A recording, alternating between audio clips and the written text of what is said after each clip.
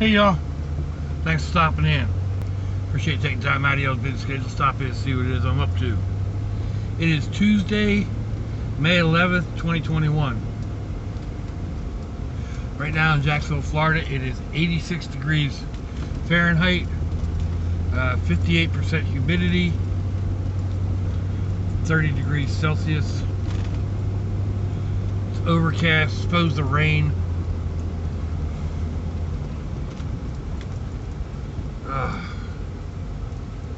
Anyway, yesterday I talked about my USB fans and how they were working. This one right here is just wedged into the ceiling. It wasn't working either, and it was frustrating me. And then I realized I tried a different converter, cigarette lighter to USB lighter, or to USB power. The one I was using wasn't like an El Cheapo. It wasn't, a really good one, but it wasn't like a dollar store type thing. I don't remember. I think I may have gotten it at Walmart. But anyway, it wasn't a cheap one, and it had been working just fine. And then all of a sudden, it wasn't working. And I just kept plugging into that and wondering why my fans didn't work. The light was on the charger thingy. So eventually I thought I'd take them and plug them into the house battery system. The van's got its own. It's got a starter battery that's used to start the vehicle, and then I have a separate battery called the house or coach battery that runs other stuff inside here. I actually have a couple of those, but I have one main 12-volt battery that does it, and it's hooked up. There's a power supply right here. Let's see. Right there.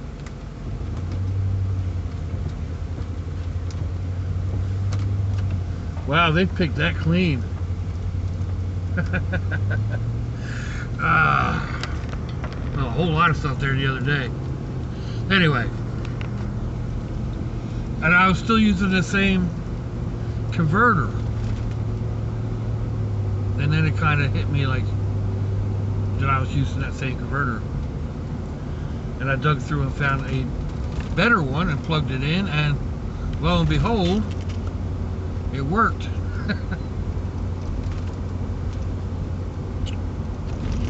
So I was a little aggravated that, I just talked about all the USB things, and then right after that they failed. Well, it wasn't the USB fault, or the USB plug-in thing's fault. So there's that. And this thing up here works a treat. It's blowing right on me. It's not loud. There's not a windstorm coming down. But there's enough air, even when I don't have the air conditioner going.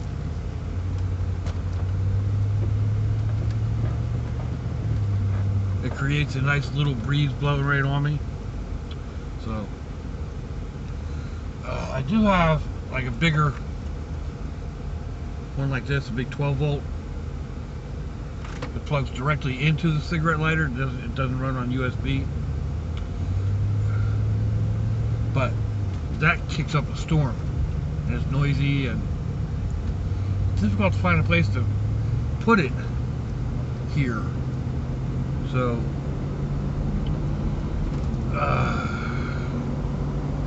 anyway, man, that sky is dark behind us.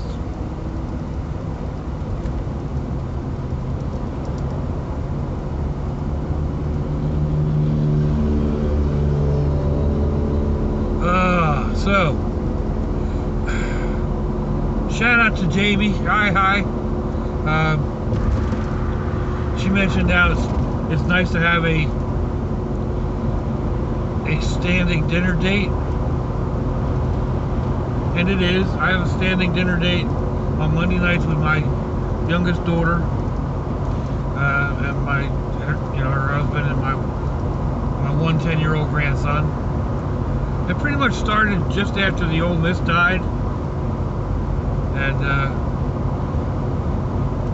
so I get at least one night a week with the cage man, and it's worked out for the most part. There are nights that I have to, beg off from it for whatever reason. I'm not feeling good. Something else has come up, and then we either just don't do it, or we go ahead and do it later on in the week. So yesterday, I think I mentioned that the other daughter asked me to babysit for her. Kids sit, whatever, while they went out for dinner for the anniversary. I really only needed to stay there until the oldest got home, the 18-year-old. But while I was sitting there waiting, my son called, and he wanted to go ahead and tackle the brat buggy yesterday. Of course, I'm a half hour across town, and I've got the only key. So, come to find out, in the long run, I'd actually left it unlocked, which is very unlike me. But anyway,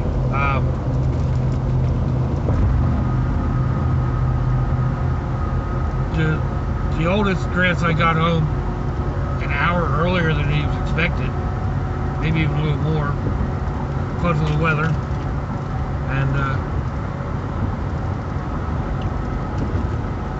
I got to beat feet. And because it's going to be supposed to be raining all for the rest of the week, I took my scooter off the back of the van and left it at the daughter's house in her garage. Actually, I put it in the carport.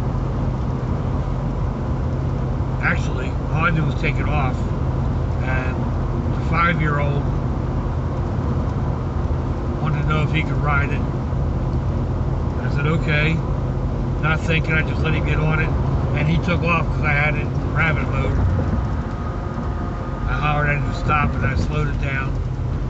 And he rode it all the way into the carport, turned it around. Excuse me. Of course, then the 4-year-old wanted to ride it. And okay, I let one, I guess I'll let the other. He didn't wait for instruction, nothing. He jumped on there, he grabbed the handle, and off he went. Went all the way around his mom's truck, came back into the carport, and when he tried to turn it around, he didn't give himself enough room, and he crashed into a ladder that was sitting there, and he gave me that wide-eyed look like, oh no. But without even asking or being told, he pushed the handle the other way and put it in reverse. There wasn't any harm done. There wasn't any harm to the scooter, or the ladder didn't get damaged or anything. So no harm, no foul. Anyway, on to the brat buggy.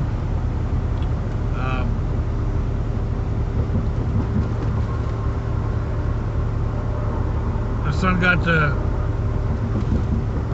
the clutch fan off, and we went and got another one. Actually, we got a used one from the art son. We got back and got it put on, and it was still making a noise, but it was a different noise. So a little deeper research, a little deeper diagnostics, and we figured out that it needs a water pump, which is connected to the fan clutch. So when one rotates, the other's rotating, and it's the bearing in the water pump that was causing the major fluctuations. So, after an hour and a half of laboring and cursing and whatever, we didn't get a whole lot. We didn't get very far. I can drive it. It doesn't seem. I don't think it's going to be a catastrophic failure. My son doesn't think it'll be a catastrophic failure, but I think I'll just wait for the parts. I ordered them anyway, so I may drive it a little bit.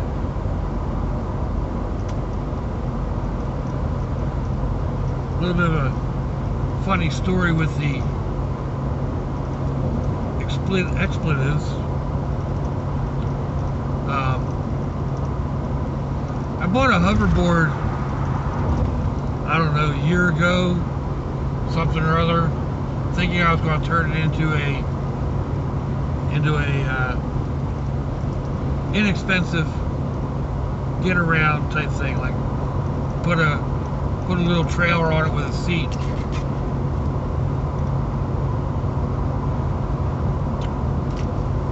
And use it as an impromptu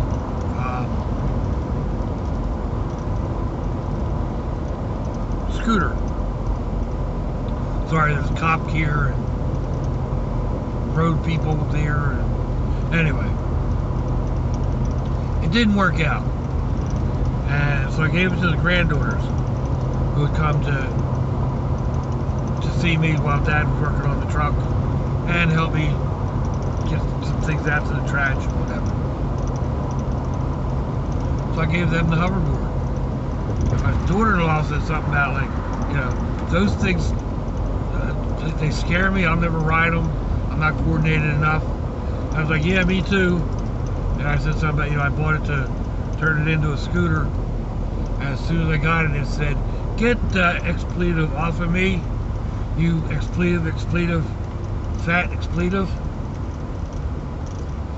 And the 9-year-old who was across the street, ears perked up, and she came over and she said, really? It's got a smart mouth? How cool. No, sweetie. It doesn't really interact with you that way. That was just me putting words into a mouth that it doesn't have. She went, aww.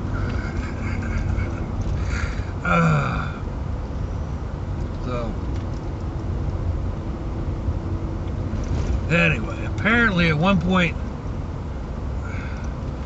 earlier in the year, they had a choice between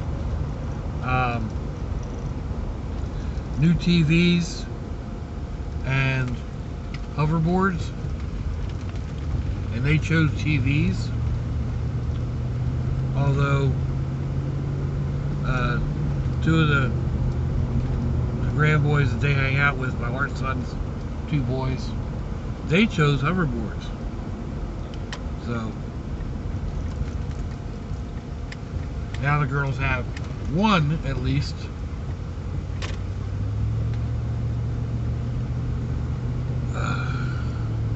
But they got out. They were having fun with it a little bit of time that they were there riding on the street. So a little different place to park today. Oh, what time are we getting to be? I left a little later than usual. So I think I covered everything I was thinking about covering.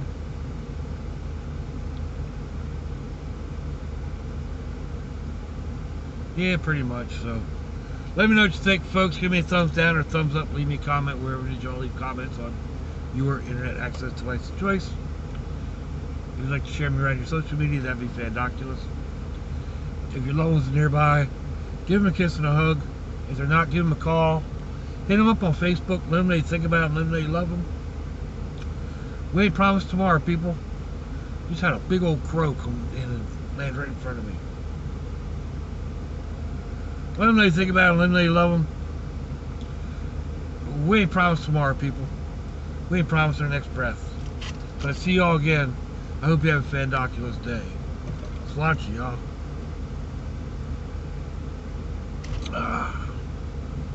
Bye-bye.